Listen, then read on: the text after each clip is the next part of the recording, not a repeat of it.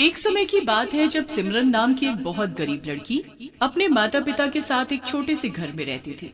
सिमरन के बाबूजी रिक्शा चलाते थे और उसकी माँ एक घर में साफ सफाई का काम करती थी। सिमरन अपने माता पिता की बड़ी ही लाडली लड़की थी। वो दोनों अपनी बेटी सिमरन को बहुत प्यार करते थे। सिमरन कभी कभी अपनी माँ के साथ काम पर चली जाया करती थी। वहाँ वो बड़ा सा घर देखकर बड़ी खुश होती थी और उसका भी सपना था कि वो भी ऐसे बड़े से घर में रहे। एक दिन हमेशा की तरह सिमरन की माँ उसे अपने साथ काम पर ले जाती है। वहाँ जाकर सिमरन बड़ी हैरानी से घर को देखती है। घर बड़ा ही सुंदर सजा होता है। अरे माँ, ये चारों तरफ गुब्बारे और ये इतना सजा हुआ क्यों है? आज कोई त्योहार है क्या? अरे नहीं बेटी, ये तो मालकिन के बेटे का जन्मदिन है, तो बस उसी के लिए ये सब सजावट की गई है। बाप रे बाप, जन्मदिन के लिए इतनी सजावट? तो फिर जन्मदिन में तो बहुत से मेहमान आएंगे। हाँ बेटी, तभी तो मैं अभी तक काम कर रही हूँ। आज तो बड़ा मजा आएगा। आप मुझे पहले बता देती तो कम से कम मैं नए कपड़े तो पहन कर आती ना। अरे बेटी, ये सब जन्मदिन और इसकी पार्टी हमारे लिए नहीं है। हमें तो काम खत्म करके बस घर जाना है। अरे पर इनको हमें भी तो बुलाना चाहिए ना। अरे हम गरीब लोगों को कोई क्यों अपनी पार्टी में बुलाएगा। खैर ये सब बातें छोड़, मुझे अब काम करने दे। सिमरन वहाँ से चली जाती है। कुछ देर में वहाँ दूसरे बच्चे नए नए कपड़े पहन कर आने लगते हैं। अब वहाँ मालकिन का बेटा राहुल भी आ जाता है। उसके लिए इतना सुंदर केक आता है और सिमरन दूर से ही खड़ी ये सब देख रही होती है। पार्टी शुरू होती है और सब बच्चे बड़े खुश होकर एंजॉय करने लगते हैं। कितना बड़ा और सुंदर केक है। मेरे जन्मदिन पर तो आज तक केक नहीं कटा। अरे ए लड़की, तू वहाँ खड़ी क्या कर रही है? चल ये बचा हुआ केक उठा और रसोई में ले जाकर रख दे।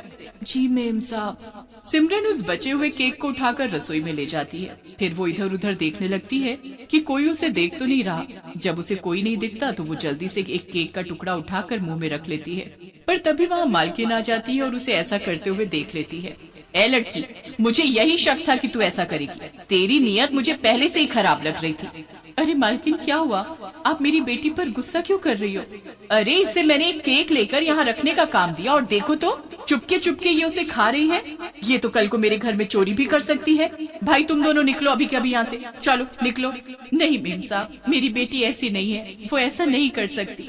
हाँ तो क्या मैं झूठ बोल रही हूँ? देख ले इसके मुंह में केक है कि नहीं। सिमरन की माँ जब देखती है कि सिमरन केक खा रही है तो उसे बड़ा ही गुस्सा आता है। वो सिमरन को बहुत डांटती है और अपनी मालकिन से माफी भी मांगती है, पर वो उसे माफ नहीं करती और उल्टा उसे नौकरी से निकाल देती है। उसके बाद दोनों माँ बेटी बड़ी उदास होकर घर वापस आती हैं। तो वहाँ वो देखती हैं कि उनका रिक्शा एकदम टूटा फूटा पड़ा है। वो जल्दी से घर के अंदर जाते हैं तो सिमरन के बाबूजी के पैर में पट्टी बंधी होती है और वो बिस्तर पर लेटे हुए होते हैं। अरे ये आपको क्या हुआ और बाहर रिक्शा कैसे टूटा पड़ा है? आज तो समझो मेरी जैसे तैसे जान बची है, पर मेरा पैर और रिक्शा दोनों टूट गए। डॉक्टर ने मुझे कम से कम 6 महीने आराम करने को कहा है। हे भगवान, ये क्या हो रहा है आज हमारे साथ? पहले मेरी नौकरी गई और अब तुम्हारा पैर, अब क्या होगा? सिमरन की माँ फिर उसके बाबूजी को सारी बात बताती है। उनको ये सब सुनकर बड़ा झटका लगता है, क्योंकि पहले ही घर के हालात इतने बुरे होते हैं और अब ऊपर से दोनों के पास ही काम भी नहीं होता। सिमरन बेचारी बहुत रोती है। रोते रोते बाहर आंगन में जाकर बैठ जाती है। एक केक का टुकड़ा ही तो खाया था। ऐसा कौन सा बड़ा गुनाह कर दिया मैंने? बिना वजह माँ को काम से निकाल दिया। अब कुछ दिन बाद घर के हालात बदतर होने लगते हैं। सिमरन की माँ और उसके बाबूजी दोनों के पास ही कोई काम नहीं होता। जो घर में थोड़े बहुत पैसे होते हैं वो भी सब खत्म हो चुके होते हैं। हर दिन अब घर में लड़ाई होने लगती है। सिमरन को ये सब देखकर बड़ा ही बुरा लगता है। वो कुछ काम ढूंढने के लिए घर से निकल पड़ती है। रास्ते में उसे एक बेकरी की दुकान दिखती है। उसमें ढेर सारे केक रखे होते हैं। सिमरन भी वहीं खड़ी होकर केक देखने लगती है। इस केक की वजह से मेरी माँ की नौकरी गई थी। मैं अब तो यही काम करूँगी। सिमरन दुकान पर जाती है। भैया, क्या यहाँ पर मेरे लायक कोई काम मिलेगा? अरे तुम छोटी सी लड़की, तुम क्या काम करोगी? मेरे बाबूजी का पैर टूट गया है और मेरी माँ का भी काम छूट गया है। हमारे पास खाने को भी नहीं है। प्लीज आप मुझे काम पर रख लो।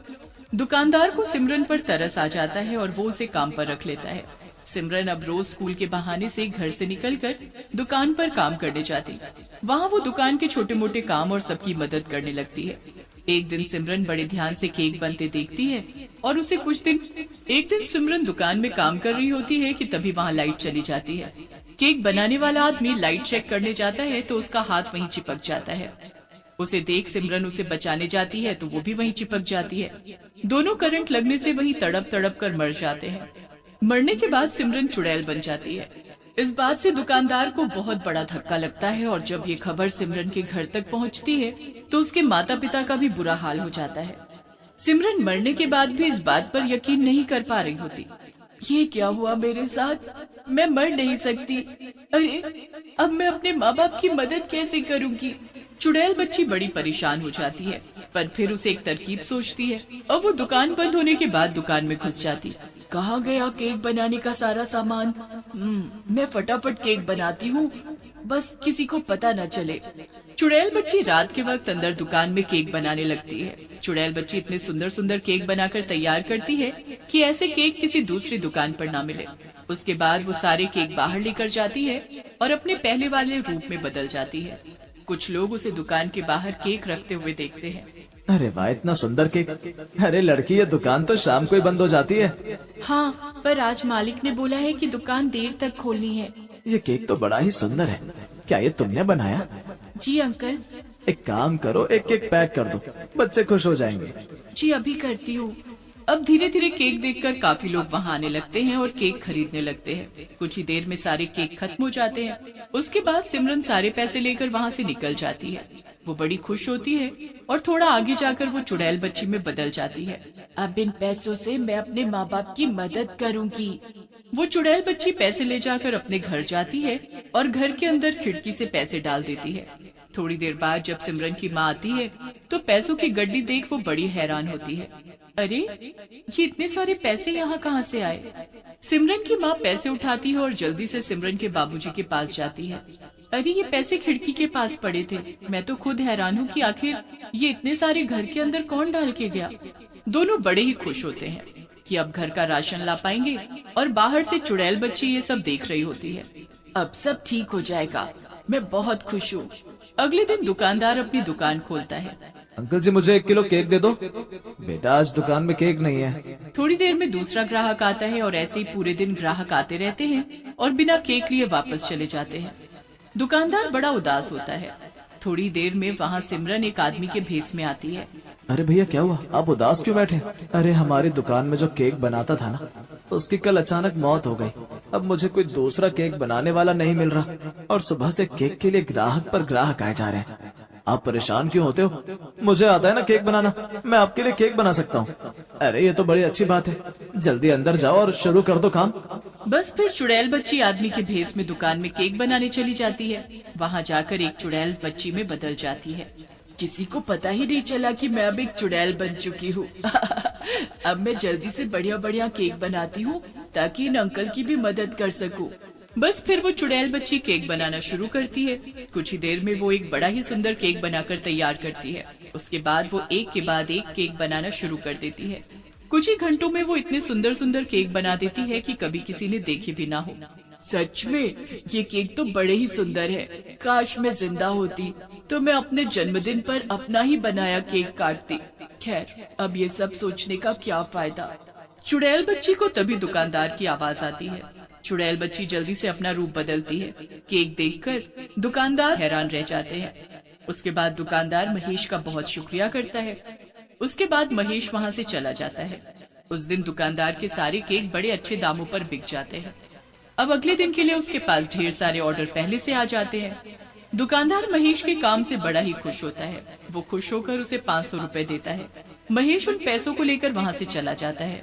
उसके बाद उसका रूप अपने आप बदल जाता है। अब तो जल्दी ही सब ठीक हो जाएगा। अब मैं दिन रात काम करके सब ठीक कर दूंगी। उसके बाद चुड़ैल बच्ची फिर से अपने घर जाती है और खिड़की से 500 का नोट अंदर गिरा देती है। जब थोड़ी देर बाद सिमरन की माँ फिर से पैसे पड़े देखती है तो वो फिर बड़ी हैरान होती है। आखिर ये पैसे कहाँ से आ रहे हैं? बाहर खड़ी चुड़ैल बच्ची सब देख रही होती है और खुश भी हो रही होती है। कभी किसी को पता ही नहीं चलता कि दुकान में काम करने वाली और घर में पैसे रखकर जाने वाली सिमरन है। कुछ महीनों बाद सिमरन के बाबूजी भी ठीक हो जाते हैं और सब कुछ ठीक हो जाता है।